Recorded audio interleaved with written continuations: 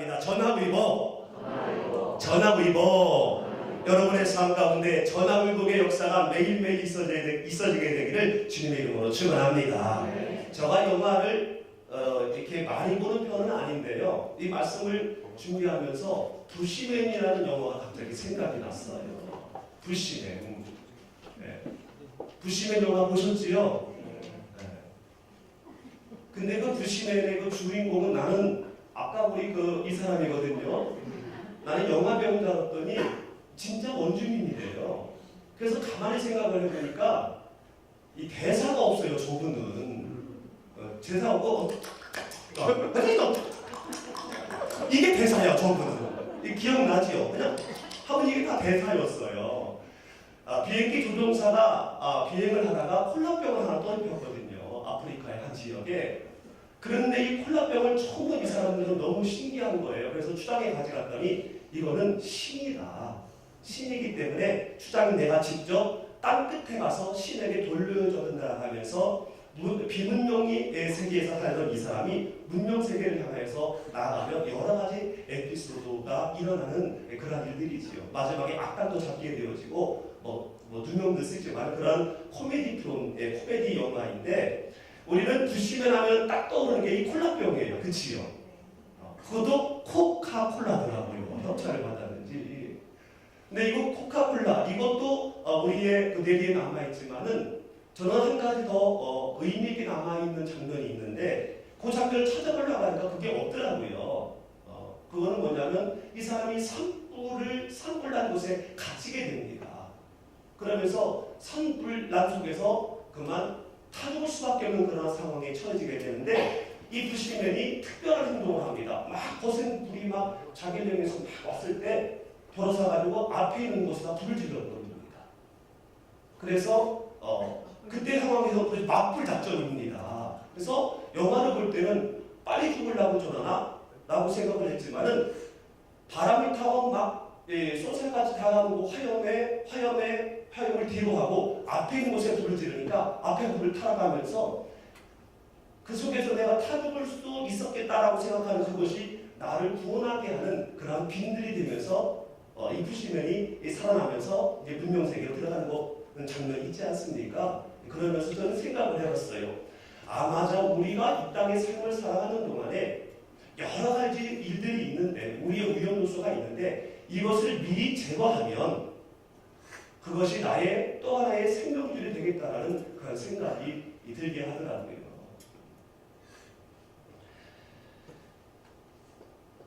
맞는 말이지요? 이 에스더서는 에스라 6장과 7장 사이에 있는 사건을 기록한 게 바로 에스더서입니다. 그렇기 때문에 BC 한 670년경이기 때문에 에스더에 의해서 2차로 귀환하기 전인 거지요. 포로된 상태에서 있었던 한 사건을 기록한 것이 바로 이 에스더입니다. 우리가 새벽 예배 때 고린도 교회를 묵상했기 때문에 이 에스더의 전반적인 것들을 한번 소개를 하려고 해요. 에스더는요, 사촌 모르드게의 손에서 자랐습니다. 모르드게가 삼촌이 돌아가시자마자 그 어린 딸 이 에스더를 자기의 딸처럼 이렇게 키운 거지요. 굉장히 예뻤나 봐요. 얼마나 예뻤는지 궁녀를 주관하는 헤게의 수하에 들어갔는데 이 헤게라는 사람이 굉장히 기뻐했다고 성경은 표현하고 있어요. 그리고 은혜를 베풀었다라고 표현을 하는데 이 은혜가 어느 자리까지 갔냐면 후궁의 자리에 오르기까지 이 은혜를 주었어요. 이 헤게가.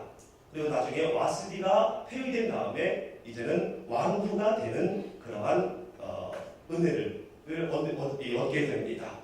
왕후가 된 에스더에게 어느 날 갑자기 이상한 소리가 들립니다. 그것은 바로 뭐냐면 자기 아버지와 같은 이 모르드게가 벽을 밖에서 옷을 찢고 막 죄를 뒤집어 쓰고 울고 있다는 소식이 들려집니다. 그래서 이게 무슨 소린가 해가지고 넷이 하닥을 시켜서 이게 무슨 얘기냐, 우리 아버지와 같은데 사촌 모르드게가 이게 웬일이냐라고 가서 물어보라고 하니까 이 왕과 같은 그런 권위를 갖고 있는 총리 대신 하만이라는 사람이 모르드게가 인사 안 했다고 모르드게를 죽이려고 하다가 포로인 저 민족까지 다 죽이자는 계획을 세우고 있습니다. 유다인 전체를 다 죽이려고 계획을 세웠는데 이미 임금에게 허락 맡아가지고 도장까지 찍어서 지금 127도에 조서를 다 뿌렸습니다. 벌써 70이 지났습니다. 라는 그 이야기를 했습니다. 그러면서 이 왕후에게 이 모르게가 이런 상황이니 왕에게 나가서 고하여 우리 민족을 구하라 라고 이렇게 왕후에게 전하라고 얘기를 했습니다. 이 소식을 들은 에스더는요 어찌할 바를 몰랐어요. 왜냐하면 모르드게와 에스더의 관계를 사람들이 모릅니다.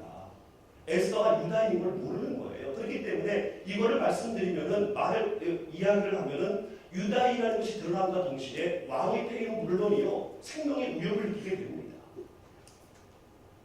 그리고 또 하나는 왕이 부르지 아니했는데 갔다가 금규 이렇게 지팡이 같은 금으로 생긴 그 홀이라는 것을 내밀지 않으면은 바로 암살자인 줄 알고 누구든지 간에 바로 자에서 처형을 당합니다. 그리고 에스더는 지금 왕에게 나간 지가 30일 지났어요. 여러 이유로 인해서 에스더는요 갈 수가 없었습니다. 그리고 어떻게 해서 이 놀라운 왕후의 자리까지 등극을 했는데요. 그러면서 이거 좀 곤란하겠는데요 라고 하면서 모르드게에게 다시 이야기를 합니다. 그랬을 때 모르드게가 다시 대답을 하지요. 뭐라고 말을 하냐면요 에스더 4장 14절 하반절 말씀에 이렇게 말합니다. 내가 왕후의 우위를 얻은 것이 이때를 위함이 아닌지 누가 아느냐?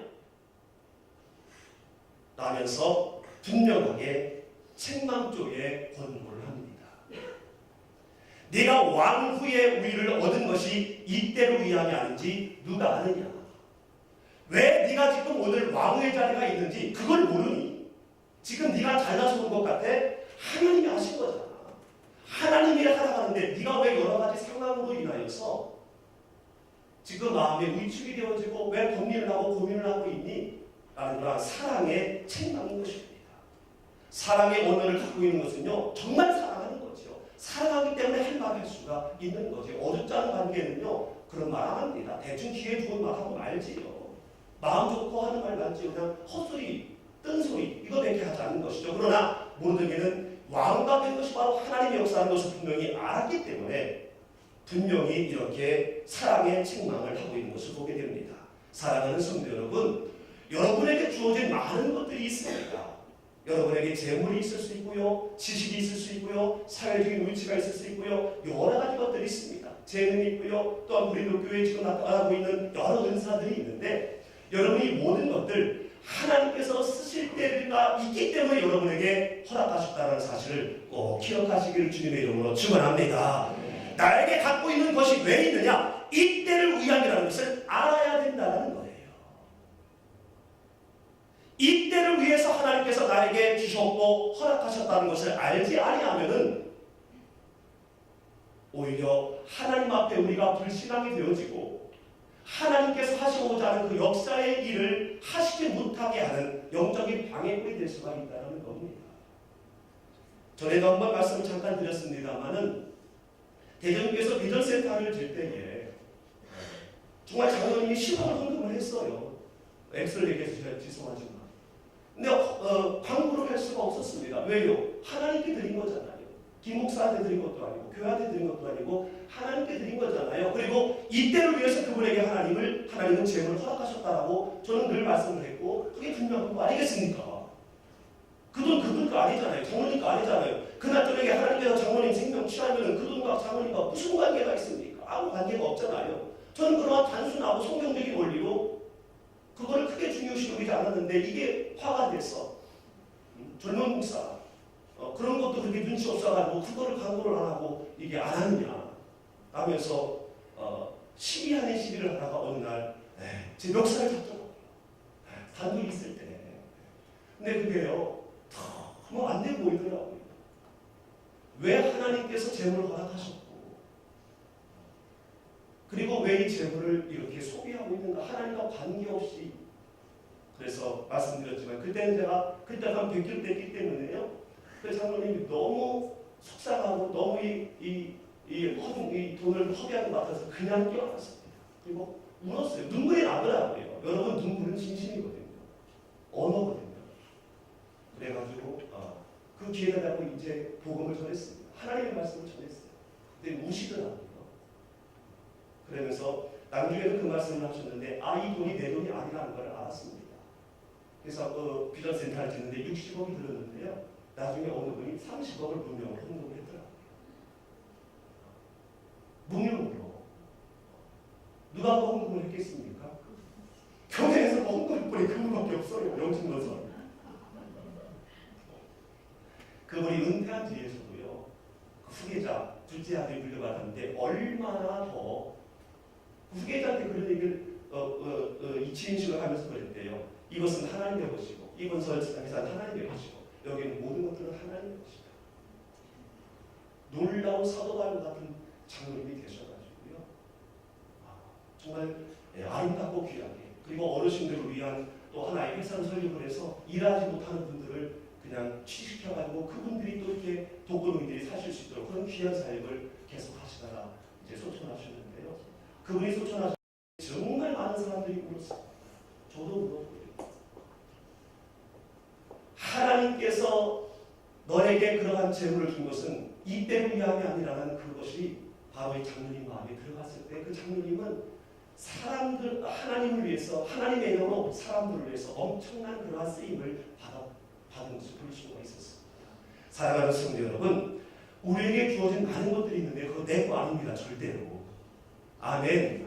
내 거라고 생각을 하게 되면요, 우리는 그때부터 악감이 생기고요, 계산을 하게 되고요, 그리고 하더라도 위세를 부리려고 하고요, 인심 쓰듯이 하게 됩니다.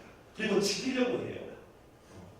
그렇게 하게 되면요, 그냥 허비한 것밖에 되지 않게 되는 거거든요. 절대적으로 내 것이 아닙니다.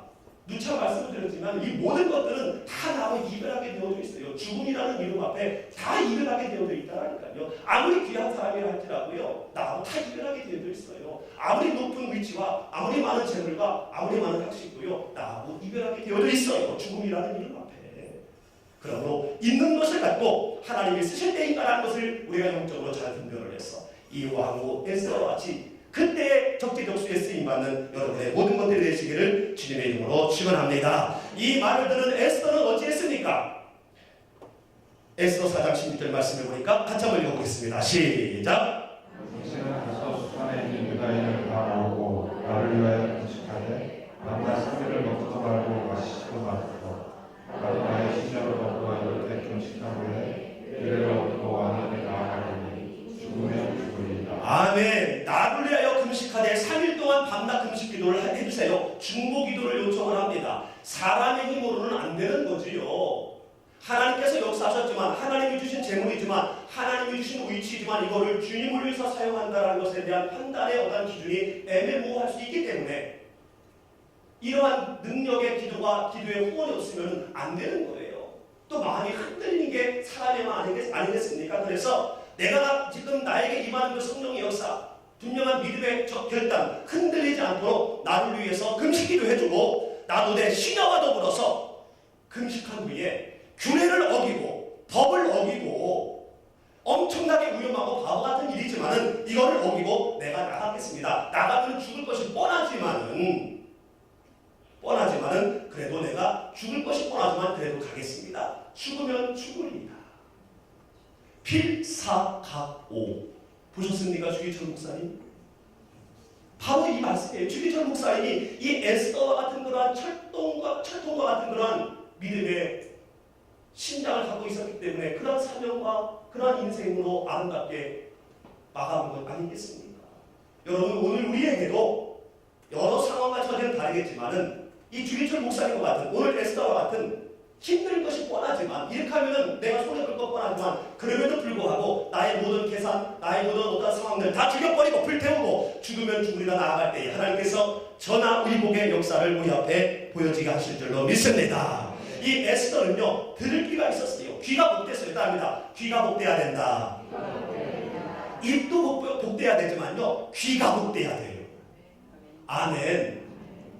뭐처럼 얘기해도 철석처럼 알아듣는다. 그런 말이 있잖아요. 네, 앞에는 좀 설교 언어에 합당치가 않아서 뭐처럼 얘기해도 철석같이 알아들으면 그 사람이 복된 사람입니다. 할렐루야. 따라합니다. 하나님, 나의 귀를 복되게 하옵소서. 나의 길을 복되게 하옵소서. 지금 이 에스더는요, 얼마든지 자기의 있는 그 위치로 이거를 무마시킬 수 있었습니다. 하나님의 음성, 하나님의 말씀, 너 하면 길 기다리면서 사탄아 물러가라 하면서 잘못 들었다고 그 말씀을 거부하고 싶은 환경일 수도 있습니다. 그러나 이 에스더의 귀는 복됐어요. 깨끗했어요. 자기가 양념해서 듣는 게 아니라 그냥 있는 말씀 그대로 모르드게를 통해서 하나님의 말씀을 받아들였다는 겁니다. 그래서 로마서 10장 17절 말씀에서도 믿음은 무엇으로 난다고 했지요? 들음으로 난다고 했습니다. 들음. 근데 이 들음이 바로 뭐냐면은 바로 예수 그리스도 그리스도의 말씀으로 말미암는다. 말씀은 뭡니까? 행할 때 나타난 능력이 말씀이잖아요. 그냥 있는 것은 안 되잖아요. 우리가 말씀 아무리 많이 알고 있어봤자 뭐합니까? 그것이 삶의 행함으로 나타날 때 그것이 말씀의 능력이 되어지고 말씀의 표적이 드러나는 거 아니겠습니까? 그래서 듣는다는 것은요, 행함까지를 말하는 거예요. 할렐루야. 지금 행하고 있지 않습니까? 행하고 있습니다. 나아가리라. 여러분, 예수님께서 막달라 마리아 일곱 귀신들이 마리아를 고치신 다음에 씨 뿌리는 비유를 하십니다. 그때에 네 가지 맛을 얘기했죠. 첫 번째가 길가바, 그 다음에 돌짝바, 그리고 가시바, 그리고 좋은 바.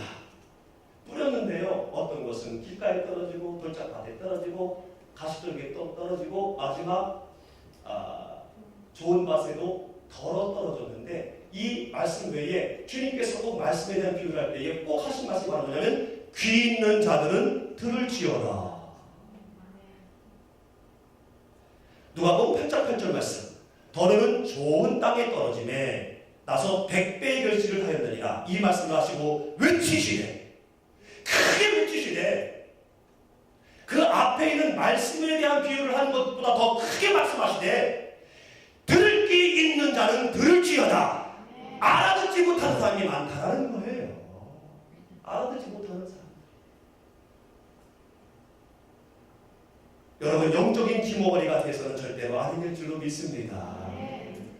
저는 하나님의 말씀이 삶에서 가장 많이 들려진다고 저는 믿습니다. 물론 그거를 위해서는요, 우리가 성경 말씀을 읽은 상태에서 삶의 말씀이 나에게 들려져요. 성경 말씀을 아예 안 읽는 상태에서 삶의 메시지가 나에게 들려진다고요? 그렇지 못합니다. 기본적으로 성경 말씀을 읽어야만이 나의 삶의 모든 초점이 성경과 하나님의 의식된 그런 삶이 되므로 말미암아 하나하나가 나에게 들려지는 말씀으로 오는 거거든요. 그러므로 근본적으로는 성경 66권을 읽어야 됩니다. 아멘. 제가 며칠 전에 하품을 하다가 여기가 떡하면서 지금 여기가 아프거든요. 밥 먹을 때도 상당히 조심하게 먹어야 돼요. 이렇게 먹어야 돼요. 그런데 저는 목사니까 그렇지요. 모든 삶이 말씀으로 저는 받아들일 수밖에 없으니까요. 그래서 딱 하면서 딱 느끼는 게 말을 줄이자. 저에게 들려진 말씀인 거예요. 그러면서 여러 사람을 만났는데 가능한 말을 안 하고 성전에 대한 이야기도 안 하고 안 했었어요. 그냥 마음에 말씀에 그냥 오신 감동이 있었다 한 거예요. 그러면서 저는 마음으로 또 감사하는 것이 있습니다. 100배 결실을 맺었다고 생각하는 것이 바로 뭐냐면 이야기함으로 말미암아 그르칠 일들이 있었을 거라는 거죠. 그 사이에, 이들 사이에. 지금 저만 감동하고 있습니까? 여러분, 우리가 예수님을 믿는다는 것은 예배 드릴 때만 믿는 것이 아니고 목장 예배 드릴 때만 아니고 잠자는 상태에서 우리는 예수님을 믿는 거잖아요. 그렇잖아요. 그렇기 때문에 우리는 왜 삶의 예배하는 것을 말합니까? 내가 예수 그리스도의 하나님의 자녀로 살고 있기 때문에 교회에 있든 무엇을 하든지 간에 모든 것들은 나에게 예배이고 예배당이고, 그래서 작은 하품 하나라도 나에게 들려지는 메시지를 들을 때에 내 귀가 복됨으로 말미암아 나의 삶도 복되게 인도함 받는 그런 역사가 임하게 될 줄로 믿습니다. 모르드게를 통해서 이 에스더는 하나님의 말씀을 들었어요. 그리고 순종을 합니다. 이제 나아갑니다. 금식한 3일 후에 왕의 예복을 입고 이제 어전 맞은편에 가서 떡 서 있어요. 그런데요, 이날따라 또 하나님께서 이 아하수에로 왕의 눈을 이렇게 했는지 몰라도 너무 이뻐요. 한 34일 됐을 때니까 얼마나 이쁘게 하겠지만 더 이뻐 보이게 되면서 그냥 그물을 그냥 줄을 내밉니다. 그래서 가까이 오게 하면서 오자마자 뭐라고 하냐면요. 왕후에서요 그대의 소원이 무엇이며 요구가 무엇이며 나라의 절반이라고 죽인다. 이 아하수에로 왕의 언어 가운데 습관적인 언어는요 나라의 절반이라도 계속 뭐 나라가 얼마나 큰지 나라의 절반. 이게 보통 남자들이 여자한테 작업할 때 쓰는 언어가 아니에요. 그때에 이제 밀당을 합니다. 지혜로운 거지요. 덥석 물고 얘기하는 것이 아니라 여러분 죽으면 죽으리라는 그러한 믿음의 결단을 하게 되면요. 하나님께서 인간의 지식이 아니라 하나님의 지혜로 우리의 모든 것들을 인도하십니다. 왕이 그물을 내밀었으니까 옳지 않고 얘기했으면요. 그를 칠 수도 있어요. 그런데 밀당을 하고 있는 게 어떻게 하냐면요. 제가 왕을 위해서 잔치를 내가 준비했는데요. 그때 하만하고 좀 같이 왔으면 좋겠습니다. 총리 대신하고 1인자, 2인자만 왔으면 좋겠습니다. 그러면서 왔습니다. 왔는데 오자마자 또 얘기합니다. 다시 한번 소총이 무엇이냐 물어서 나라의 절반을 주겠노라도 그럽니다. 그랬을 때에 제가 다시 한번 두 번째 잔치를 또 베풀 건데 그때는 이제 다른 사람 말고 임금님하고 하만만 같이 왔으면 좋겠습니다. 그래. 그때 꼭 얘기해. 그러면서 해줬는데 이때 이 총리 대신 하만이 너무 기쁜 거예요. 그러면서 마음에 자랑을 하고 옆에 사람한테 자랑을 합니다. 이 왕후께서 왕하고 나만 초대했다. 나만 초대했다라면서 너무너무 기뻐했는데요. 대궐을 나가다가 모르드게가 그냥 죄를 뒤집어 쓰고 배옷을 입고 막 울고 있으니까 재수없는 거예요. 너무 기분이 겹쳐가지고요. 하는데 그때 바로 옆에 있는 그의 아내 세레스하고 또 친구들이 말을 합니다. 그러면은 당신이 이 세상의 2인자인데 한 550일이나 나도 높은 거 이렇게 만들어 놓고 저 모르드게를 거기다 목 달아겠다고 그냥 왕에게 얘기를 해. 왕에게 당신 얘기하면 모든 거 다 들어주시잖아. 당신이 왕의 도장 갖고 있잖아. 그렇게 옆에서 부추깁니다. 50기비시면은요, 1기비시 45cm니까 한 22m 정도 되지. 굉장히 높은 장대죠. 모든 사람에게 내 권세를 알리겠다는 그러한 마음이었던 거지요. 그래서 그거를 세우고 난 다음에 이제 임금 옆에 갑니다. 그 얘기하려고. 근데 그날 밤에 하나님께서 이 왕의 불면증을 허락합니다. 잠이 안 오는 거예요. 그래가지고 심심해서 신하를 불러가지고 얘야 역대일기 좀 한번 읽어봐. 역대일기.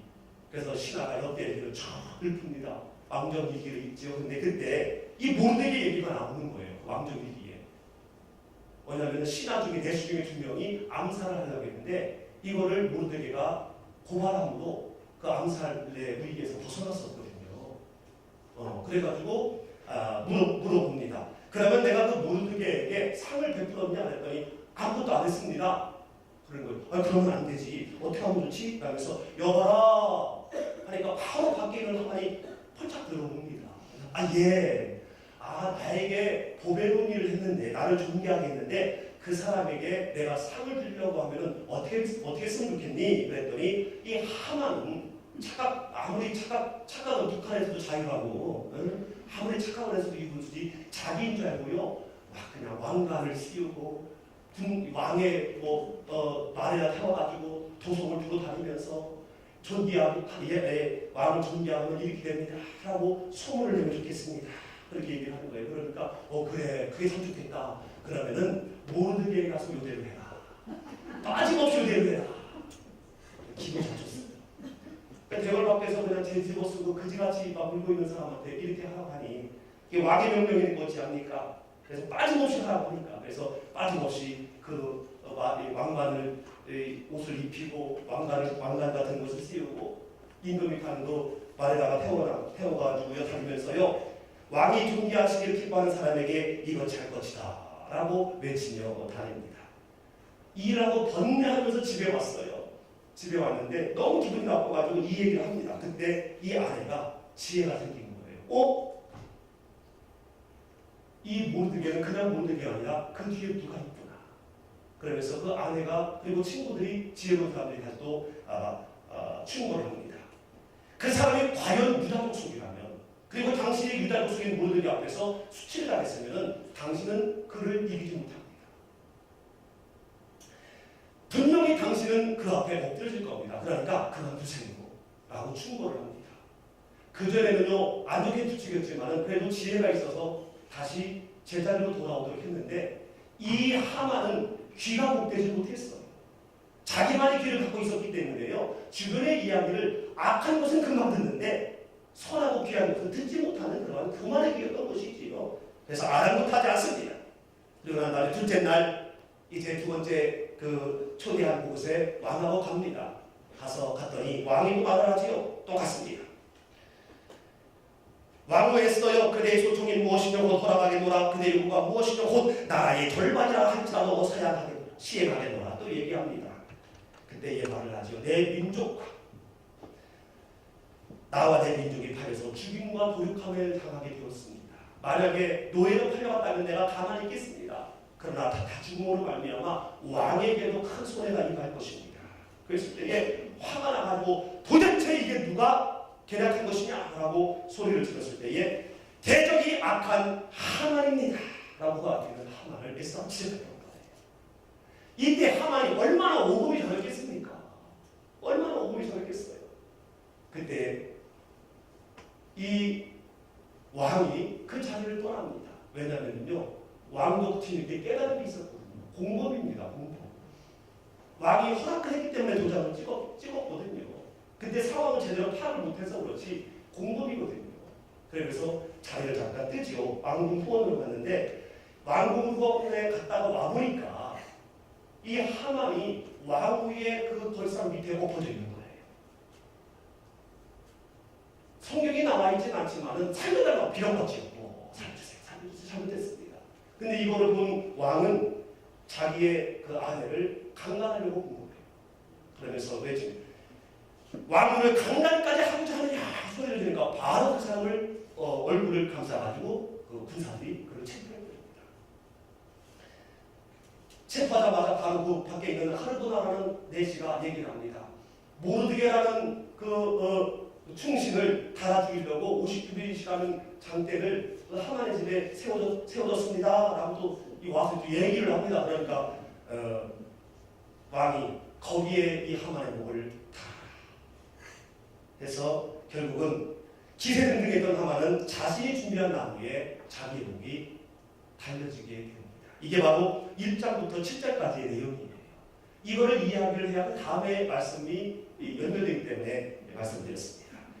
전하위복은요 하루아침에 일어났어요. 대역전의 드라마가 하루아침에 일어났어요. 정말로 장구한 시간이었습니다. 조서를 꾸미고 조서가 온 전국에 전파된 지가 70일이 지났고요. 이야기를 듣고 난 다음에 3일 동안 금식을 했고요. 이 상황에서 나갔을 때 내 신분이 드러나고 내가 유다임을 알게 되면 왕위도 폐용이 될 것이고 여러 가지 어려움과 또 여러 가지 죽음의 여지에 이런 그런 것들이 충분히 예상됐지만은 그러나 이 모든 것들 죽으면 죽겠다는 그러한 절대적인 믿음을 갖고 행했을 때에 이 대역전의 드라마 전하위복은요 하루아침에 일어났습니다. 진멸의 화염에서 불이 진화된 거예요. 그리고 모르드게가 하만의 자리에 올라가서 총리 대신 제2인자가 됩니다. 그래서 오늘 본문 1절 2절을 같이 한번 읽어보겠습니다. 시작.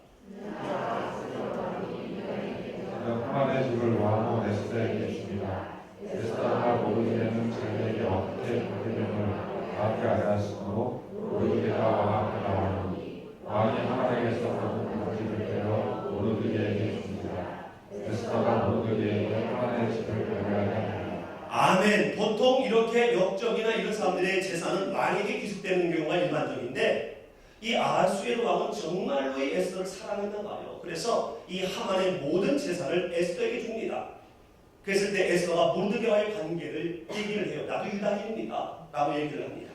이미 이때는 하나님께서 이 왕의 마음을 잡고 있는 상태이기 때문에 바로의 마음을 잡고 있던 것처럼 왕의 마음을 잡고 있었던 거기 때문에 에스더가 하고자 하는 대로 다 되는 거예요. 여러분, 여러분의 삶 가운데서 여러분의 환경을 하나님 잡고 계시고 주변의 사람들의 마음을 하나님 잡고 계시면 여러분의 마음에 소원한 대로 다 될 줄로 믿습니다. 기도하는 대로 다 될 줄로 믿습니다. 땅에서 매면 하늘에서도 매고 땅에서 풀면 하늘에서도 풀린다는 그 천국의 열쇠의 주인공이 될 줄로 믿습니다. 그러면서 이제는 하만에게 고든 그 반지를 빼어가지고요 모르드게에게 줍니다. 총리 대신이 된 거예요. 그리고 에스더는 그 모르드게에게 하만의 그 모든 재산을 관리하게 하는 그런 놀라운 축복과 전화위복의 역사를 맞이하게 됩니다. 그러나 불씨가 아직 남아 있었어요.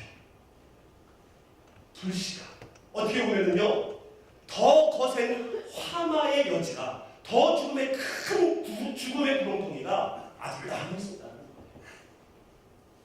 무엇이냐면 하만은 죽었지만 이미 70일 전에 하만에 의해서 127도에 12월 13일 날 완전히 유다인을 쳐 죽이라는 이 조서, 왕의 인자를 지킨 이 조서의 그 세력은 여전히 남아있었다는 거예요. 하만의 죽음을 알고 있는 사람은 일부였습니다. 그리고 12월 13일만 기다리고 있는 거예요. 포로이기 때문에 대응할 수 없습니다. 죽이면 가만히 있어야 돼요. 우리가 일제시대 때 일본에게 대응할 수 없는 것처럼 독립운동하면 그냥 죽였잖아요. 관계없이. 이걸 놓고 그냥 모든 만만의 준비를 하고 있는 그 모든 127도에 있는 군사를 하만의 밑에 있었던 사람들은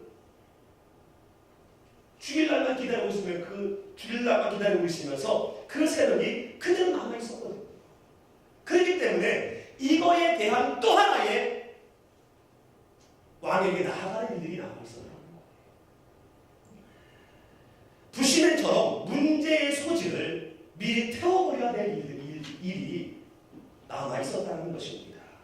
여러분, 우리가 하나님의 나라의 백성으로 살면서 야 됐다, 하나님 응답하셨네, 할렐루야 하면서 우리가 정말로 기쁨의 환희 가운데 있는데요, 또 이 기쁨의 환희가 채 가시기도 전에 또 다른 불씨가 일어나는 경우가 우리 인생 가운데 계속되어 왔잖아요. 왜냐하면 악의 세력은 악의 일은 사라지지만 악의 세력은 남아있기 때문에 그래요. 악의 세력은요 계속 남아있습니다. 왜냐하면 우리는 음부의 권세에 지배받을 수 없는 그러한 인생이기 때문에 그래요. 그래서 돈이 있어도 죽을 때까지 근심 걱정이 있고요, 아무리 높은 위치에 가도 죽을 때까지 근심 걱정 가운데 살게 되는 것이 바로 뭐냐면 우리가 음부의 권세 아래 지배받고 있기 때문에 그런 것입니다. 그러므로 말미암아 악한 일이 사라졌다 할지라도, 내 마음과 내 영을 기쁘게 한다 할지라도 또 다른 불씨의 세력이 있는지 우리는 졸지도 아니하고 잠자지도 말고 우리는 깨어 근신하면서 살펴봐야 된다는 거예요. 그래야 음부의 권세에 우리가 불육당하지 않을 수 있다는 겁니다. 더불어서 우리가 이제 교회 성전을 허락하셨잖아요.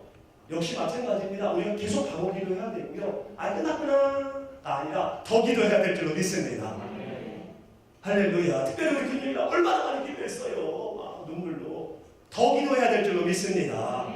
그 건물주의 하나님의 마음을 주관해 주시고, 우리 같이 하기 시작하지만 수개월 내에 건물 통째로 사게 하여 주시옵소서.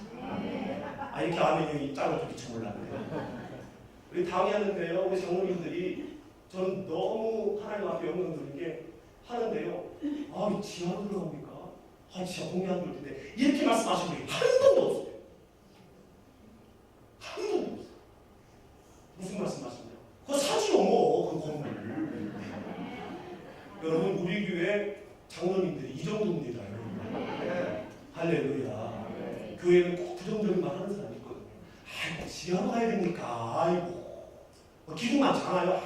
No. 할렐루야. 바로 이런 것들이 또 하나의 불씨가 될 만한 것들을 미리 제거하는 거예요. 불씨처럼 화마가 될 만한 걸 미리 태워버림으로 말미암아 그것이 나의 생명타가 되게 하는 그러한 믿음의 눈입니다. 에스더는요 한 번 정도 고민했을 거라고 생각을 해요.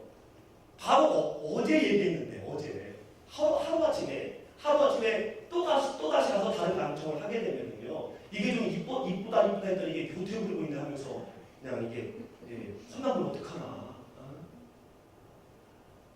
그동안 몰랐었는데 유다인이라는 거 이제 알았잖아요. 그러면서 내가 그동안 속았나 하면서 깊이 남자 마음에 그런 게 있거든요.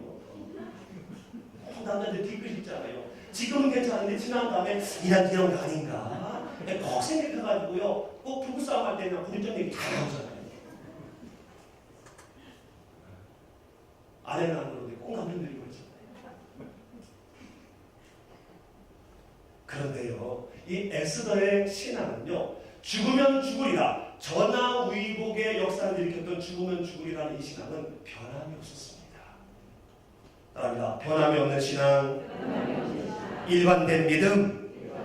변함이 없는 신앙, 일관된 믿음을 가질 때에 문제의 소지를 미리 알아서 그걸 태워버리는 그런 능력의 힘이 우리에게 나타날 줄로 믿습니다. 어제는 이랬고 오늘은 이러며 내일은 저라고. 하나님도 얼마나 불편하시겠습니까? 쓰시기에 얼마나 주저하시겠어요? 지금은 좋은데 내일 어떡하나. 왜? 엊그제 보니까 그랬거든요. 그러니까 주님께서도 이게 헷갈리는 거예요. 지금 썼다가 이거 이상해지는 거 아닌가. 물론 전제하시기 때문에 다 아시겠습니다만은 인간의 지수들을 볼 때 이러시지 않겠다라고 얘기를 하는 것뿐입니다. 다 아시지요. 여러분이 일관된 믿음을 이야기할 때 저는 요한복음 2장에 나타나는 가나 혼인 잔치 예수님의 어머니의 믿음이 늘 생각이 납니다.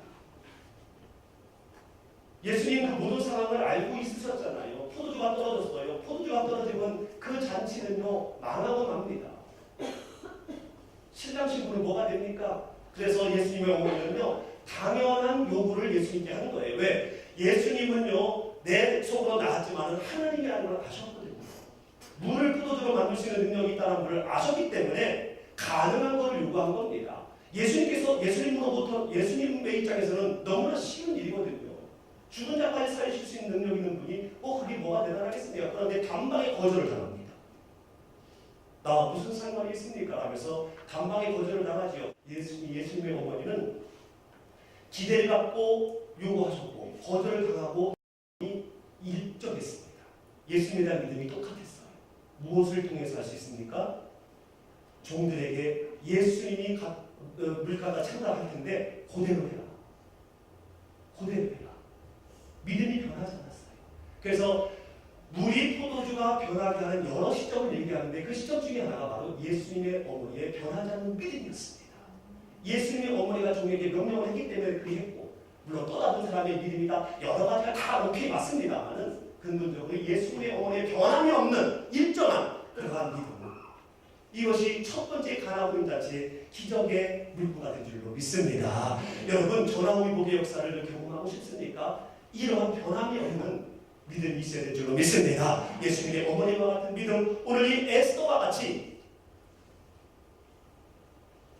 또다시 나갔을 때에 오히려 이전에 있던 것까지 다 숲으로 돌아가진 않을까라는 건 인간의 예상이 된다 할지라도 하나님께서 역사하신 것을 믿고 바라보며 또다시 나아갈 수 있는 이 변하지 않는 믿음을 가질 때 하나님께서는 오늘 이 가나의 혼인잔치에서의 역사와 더불어 이 에스더에게 나타난 역사도 역사와 같은 역사가 우리에게 나타나게 될 줄로 믿습니다. 나아갑니다. 3절 부분입니다. 3절 보니까 에스더가 왕 앞에 나가서 발 아래 엎드려서 유다인의 헤아려 한 악한 꾀를 재발하기를 울며 구합니다. 울며 구합니다.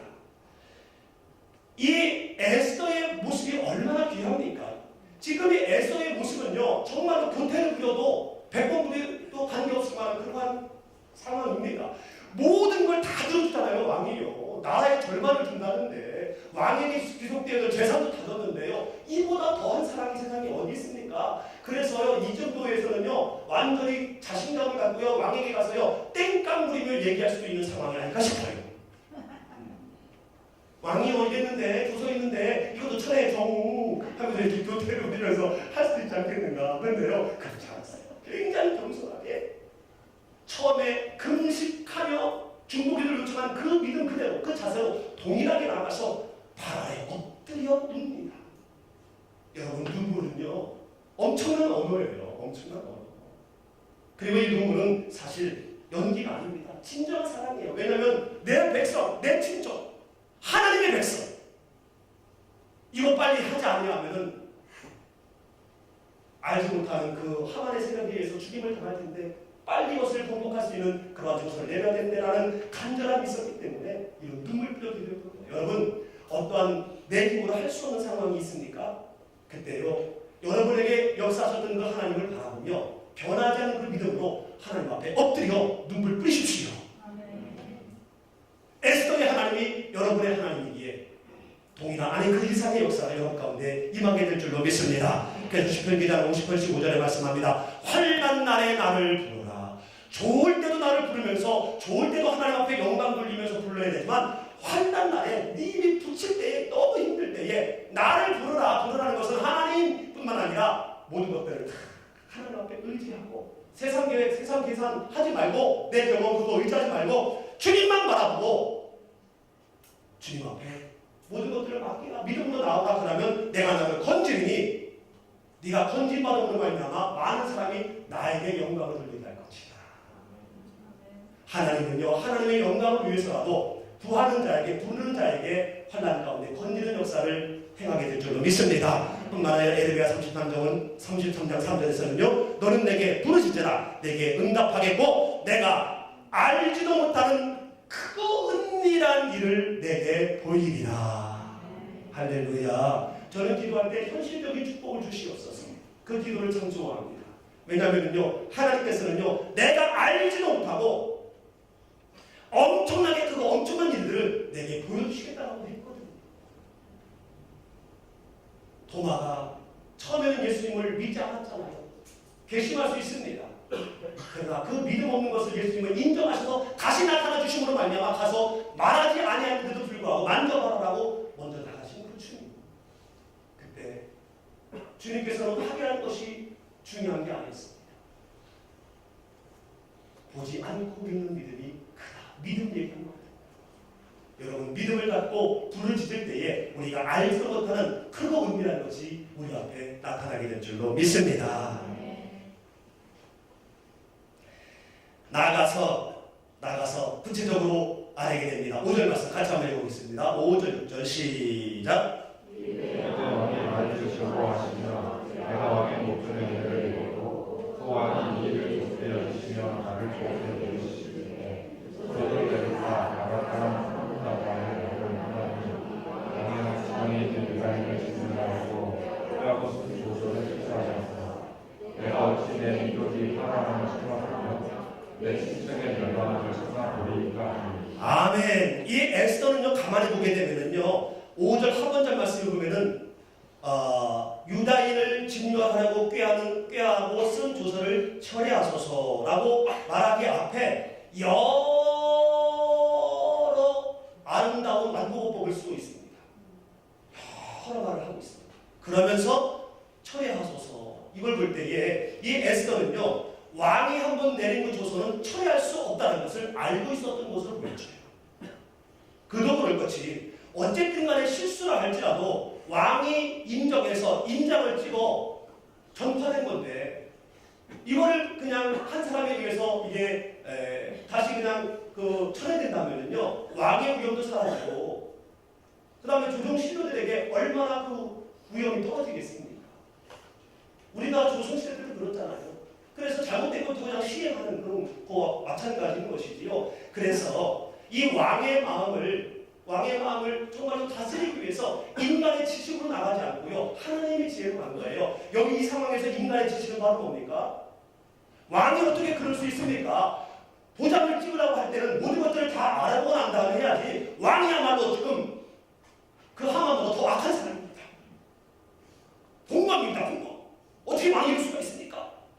이 정도로 해서 어떻게 이 나라를 지배할 수 있습니까? 라면서 충분히 왕을 호구를 내고 지적할 수 있는 그러한 상황이에요.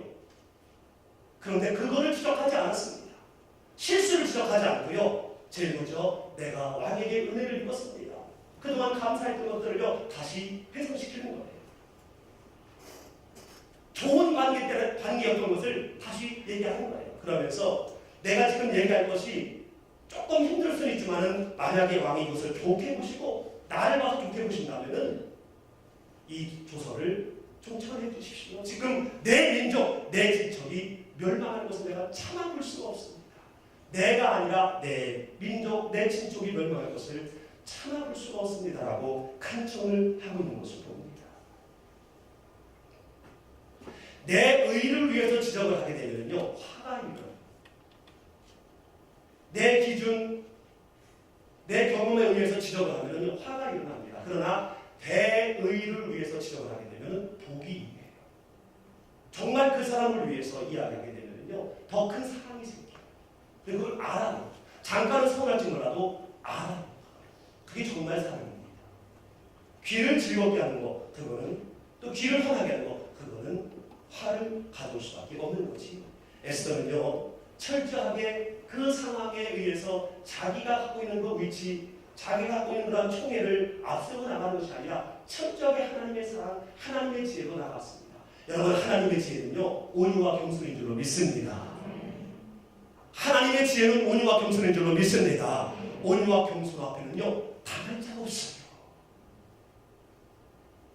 교만한 자가 꼬꾸러지지 겸손한 자는 결코 꼬꾸러지지 않는다는 겁니다. 지위와 부귀에 있어서 부러울 것이 없는 에스더였지만은요, 그는 자기보다 자기 민족 그리고 내 친척 그들을 위해서 문제의 소지를 제거하는 데에 자기의 모든 어려움을 다 감수했던 거예요. 이게 바로 온유입니다. 이게 바로 겸손이에요. 사랑하는 성도 여러분, 우리에게 주님께서 주신 명령이 있습니다. 새 계명, 그것이 무엇이지요? 그것이 무엇입니까? 분명히 우리는 정말 알아야 됩니다. 오늘 에스더에서 우리에게 주어진 메시지가 사실은 이거예요. 내 이웃을 내 몸과 같이 사랑하라. 할렐루야. 예수님도 새 계명을 말씀하시면서 내 이웃을 내 몸과 같이 사랑하라. 내가 너희를 사랑하는 것 같이 너희도 서로 사랑하라. 말씀하고 있지 않습니까? 여러분, 서로를 사랑하는 삶을 사시기를 주님의 이름으로 축원합니다. 7절 말씀 보면은요. 그런데요, 8절 하반절 말씀 보니까 왕의 이름을 쓰고 왕의 반지로 인친 조서는 누구든지 철회할 수 없습니다. 철회할 수 없는 거예요. 철회할 수 없어요. 확실히 철회할 수 없어요. 철회할 수 없어요. 불가능해요.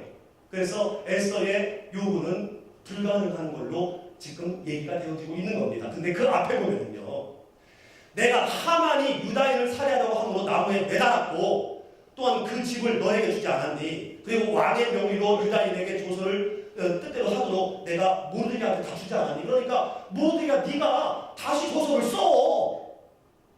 대안을 주고 있는 걸 봅니다. 대안. 지금 첫 번째 내린 그 조서 죽이라고 하는 그거 철회할 수는 없어. 그렇다면 그거를 철회할 수는 없으면 네가 조금 쓸 수 있는 자격이 있으니까 또 다른 조서를 쓰면 될 거 아니야.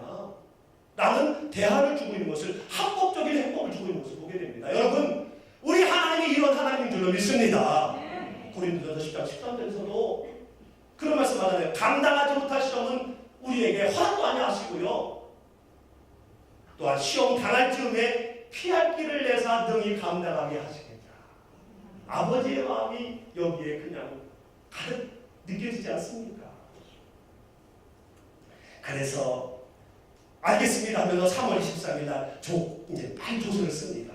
조서를 써가지고요, 12월 13일이니까 한 9개월 남았어요. 급합니다. 그래서 빨리 써가지고 이제 인도에서부터 부수니까 에티오피아까지 가야 되는 거예요. 127지하고 여기를 다 이걸 돌려야 되니까요. 그러면서 그 조서가 어떤 내용이냐면 11절에 있는 건데요. 11절에 보면은요, 함께 모여서 스스로 생명을 보호해라. 그들이 12월 14일날 너희들을 치려고 하면은 너희들이 오히려 그들을 죽이고 그들의 재산을 다 탈취해야 된다. 그전에는요, 가만히 있어야 됐어요. 소국이니까. 절대로 대항하면 안 돼요. 근데 대항해도 된다. 내가 지금 총리 되시는 너희들의 같은 동족인 내가 지금 총독이고, 그리고 임금님께서 허락하셨기 때문에 너희들이 똘똘 뭉쳐가지고 12월 14일날 그들이 공격하면은 더 강하게 공격을 해서 다 뺏어. 정당방위라는 것을 얘기하고 있는 거예요. 정당방위. 그래서 13절 마지막에 그날에 대적에게 원수를 갚게 하지라. 할렐루야. 네. 여러분, 우리가 이 땅에 살아가는 동안에 이런 여러 일들이 있을 수 있습니다만, 그러나 예수님은 우리에게 또 하나의 조서를 써주셨어요. 우리는 진노의 자녀이기 때문에 질질 끌려다닐 수밖에 없습니다. 진노의 자녀이기 때문에 공중의 권세 잡은 자의 그 속임에 빠져서 그냥 세상 풍경을 따라갈 수밖에 없습니다. 주일날 말씀을 나누겠지만은. 그러나 예수님이 오셔서요, 그거는 첫 번째 창세기 3장 15절에 있었던 조서이고, 예수님이 이 땅에 오심으로 말미암아 새로운 조서가 우리에게 전파되었습니다. 복음이 전파되었어요. 그 새로운 조서를 우리가 의지할 때에 오히려 나를 공격하려고 하는 그 모든 사람, 우리의 발꿈치를 상하게 할 거라고 하나님 허락하시지만 우리는 그의 머리를 밟게 될 줄로 믿습니다. 머리 발꿈치 상하는 거 괜찮아요. 그러나 머리 밟으면 그냥 꾀기요. 우리는 예수님의 이름으로 제2조서인 이 복음으로 모든 것들을 쳐 부시는 능력이 우리에게 있는 줄로 믿습니다. 14절에 보니까요, 이거를 빨리 전파하도록 왕의 준말을 사용하게 합니다. 그리고 15절 16절에 보면 완전한 회복을 허락하고 있는 것을 보게 되어져요. 모르드게는 더 이상 배울 수 있지 않았습니다. 왜냐하면 슬픔의 때가 지났기 때문에. 우리는 더 이상 진도의 자녀였지만은 배옷을 입을 필요가 없습니다. 세상에 끌려다닐 필요가 없어요. 세상에서 비실비실 될 필요가 없다는 거예요.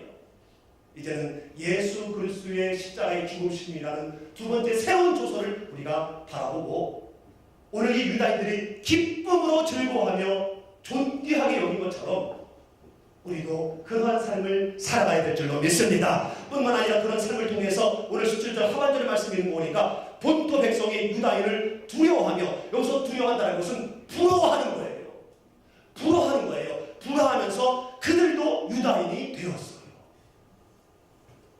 우리가 두 번째 조선인 이 복음을 의지하고 내 발꿈치를 상하게 하는, 내 삶 가운데 여러 발걸음이 있잖아요. 그 발걸음을 상하게 하는 악한 사탄의 역사는 계속 있겠지만은, 그러나 우리는 이 두 번째 조선인 예수 그리스도의 십자가의 보혈을 의지하면서 그 모든 것들을 그때그때마다 그 머리를 상하게 밟고 나갈 때에 우리의 기쁨은 상황과 환경과 관계없이 기쁨과 즐거움이 있음으로 말미암아 그 모습을 믿지 않는 자들이 보고 부러워하며 그들도 내가 믿는 예수님을 믿게 되어지는 자가 많아지게 될 줄로 믿습니다.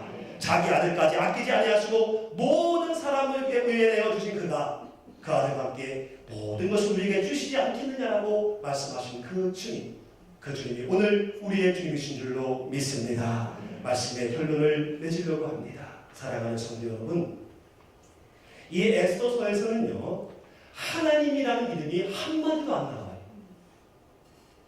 물론 성경 읽으신 분은 알겠지만, 그치요? 하나님의 이름이 한 번도 안 나와요. 그래서 어떤 학자들은요, 정경성에 이거 문제가 있다 하면서 막 하는데요, 그건 주식시장 공부 안 한 사람, 시천시장 공부한 사람이 50장 뒤에 하는 거예요.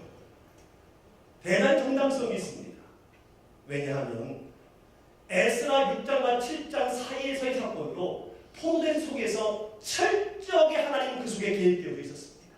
다시 말한다면 포로 생활을 하고 있는 이 백성들의 전 인생, 전 모든 모습에 예수님 하나님의 역사가 뒤덮여 있는 거예요.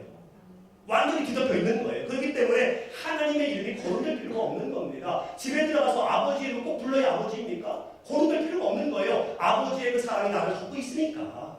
마찬가지로 우리의 삶 가운데 곤고가 있을 수 있어요. 어려움이 있을 수 있습니다. 그때 우리는요, 영적인 숨가쁨을 느낄 수 있습니다. 그리고 하나님이 없는 것처럼 느껴져요. 하나님이 저 멀리 계시고 나를 왠지 배신하고 나를 떠나신 것 같아요. 그렇지 않습니다. 내가 어느 상황에 있든지 간에 여러분 꼭 믿으십시오. 나를 위해 십자가에 죽으신 주님, 그리고 그 주님을 보내신 하나님은 우리의 인생 전체를 완전히 뒤덮고 계신 줄로 믿습니다. 그러므로 내가 기쁨으로 주님을 찬양하고 영광 돌릴 때도 하나님은 나를 덮고 계시고, 내가 힘들고 어렵고 원망스러운 상태에 있다 할지라도, 내 인생이 캄캄한 터널과 같다 할지라도 하나님은 그 상황에서 내 인생을 덮고 계신 줄로 믿습니다.